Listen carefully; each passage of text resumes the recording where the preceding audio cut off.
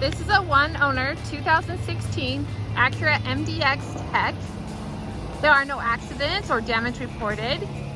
You can view the vehicle history report by visiting www.onyxautosales.com. There are 6 cylinders, 3.5 liters. We'll zoom in so you can see the rims and the tread on the tires. Get a little closer. The sun's a little bright today. There you go. There's the rims, or the tread on the tires, sorry. The interior is a tan leather. Here is the middle row.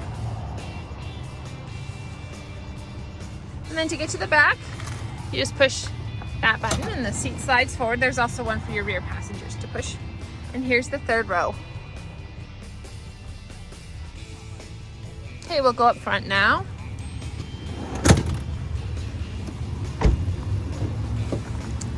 You have dual power seats. And you have a sunroof. And your sunroof controls are right here, as well as your garage controls. You have seat memory, you have lane assist, traction control, power locks, power windows. You can pair your phone, keep your hands nice and free while driving. I'm sorry, that's lane departure warning. This one's lane assist. There's your cruise control. There are no caution or warning lights on. Your navigation screen is where your backup camera is.